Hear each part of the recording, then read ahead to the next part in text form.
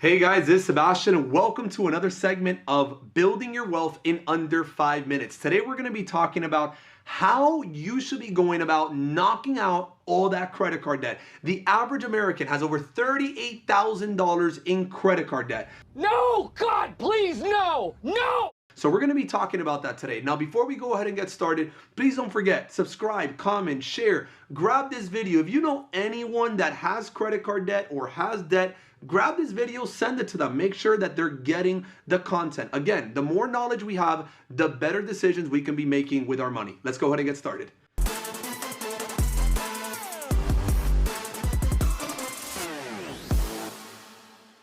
The average credit card balance in the United States is close to $7,000. Not only that, but then you add up personal loans and student loans, that's actually about another $30,000 that add up there. So the average American has about $38,000 in total credit card debt, student loans, personal loans. So the first thing that you need to start doing is you need to understand your debt. When I say understand your debt, you need to ask yourself a couple questions. The number one question is, who do you owe money to? So you want to write down, do I owe money to Citibank? Do I owe money to Bank of America, Chase? Who do I owe money to?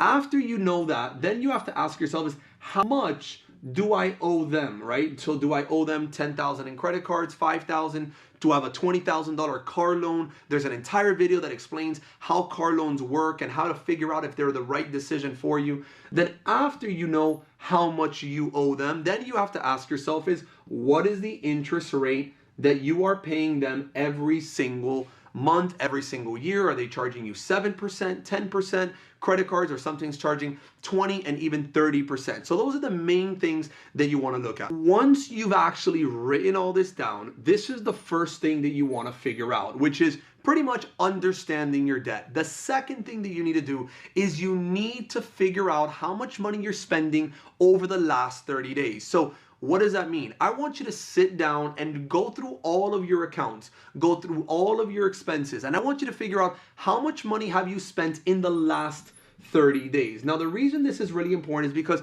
you're going to begin to see that there's these all small little expenses that you're doing throughout the month that are adding up. And you might have $5 here, $9 there, $17 here, the Amazon packages that arrive every single day. Stop it. Get some help. I mean, all these things end up adding up. Once you know that, you have to put all of that into a system, a software. I strongly recommend people to use this company called Mint. Mint is called Mint.com. So I'm going to write it right here. So Mint.com is a website where you could actually you can connect your bank accounts, and those bank accounts will actually tell you every single category where you're spending money. So the first thing that I would do is, after you understand this, then go and build a budget on a website like Mint.com. You want to break down your expenses into two separate categories. And I've done this in another video. You can check it out as well. It actually breaks down what's called survival expenses and what's called luxury expenses. So we all need a specific amount of money to survive. But then we all understand that there's a couple luxuries that we give ourselves every single day, every single week, every single month. Add up all of that, and then the next thing you need to do is eliminate all of your luxury expenses if you want to knock out your debt. If you don't care about knocking out your debt, then keep spending that money on those luxury expenses. You should only be spending money on your survival expenses. Now, another strategy that you could consider is you could consider something called debt consolidation. So what is debt consolidation? Let's say that you owe one credit card, in 9% interest and you owe $4,000 there. Another credit card, you owe $11,000 and they're charging you, call it, 16% in interest there. So what debt consolidation does is it grabs all of your debt, all of the different credit cards, maybe some other personal loans that you might have, they bundle them all together and they give you one loan. And usually that debt consolidation will be at a lower interest rate than the combination of all of the other ones. Oh my God! Wow! So maybe you might have one at 10%, one at 15%, one at 9%. But then maybe what you can do is you can grab all of that debt, take it all to a debt consolidation company, and that company will lend you $30,000 to pay off all of that debt, and then you have one monthly payment with just that debt consolidation company. And they might be charging you maybe only 5, 6, 7, maybe 8% rather than you paying 17 or 24% on credit cards. For you to go ahead and do debt consolidation, what you can do is something called a balance transfer. So you can grab your current debt, transfer it to the debt consolidation company or to another credit card company, but be careful. When you're going to these 0% interest credit cards, many of them charge you what's called a balance transfer fee. And that usually ranges anywhere between 2, 3, maybe 4% for transferring that balance to a new credit card. Another idea that I can give you is consider something called a personal loan. So you can go to the bank and the bank might give you $20,000 to knock out all of your debt, and then you have one payment with that bank. Now, the ultimate strategy is you have to consider one of two strategies. Number one, you have something called the snowball strategy. So I'll explain simply what that is.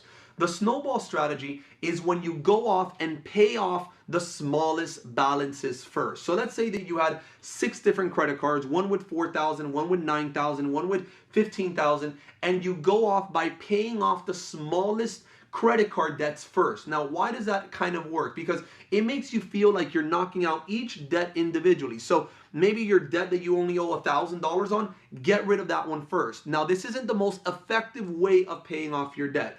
The most effective way is something doing the avalanche method. So the avalanche method or the avalanche strategy, what you do is you send all of your monthly payment, all of it, to the highest interest credit card first.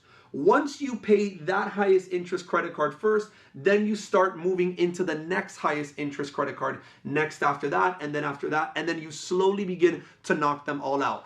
This strategy will be the most effective, but it's not going to be the most rewarding. The snowball will be the most rewarding because what you're doing is you're getting rid of the small ones and you're feeling like you're doing something better. So there is a calculator. There's something called the Vertex calculator that we recommend everyone to actually download. You could actually just go online, just Google Vertex calculator, and that calculator will actually calculate for you whether the snowball or the avalanche, and you can build out an entire structure, and it will tell you how much you should send each credit card debt, and it's completely for free. So I strongly recommend you to go and download that, and that way you can get your debt completely gone, because again, if you don't knock out your debt, it's going to be very difficult for you to start building your wealth.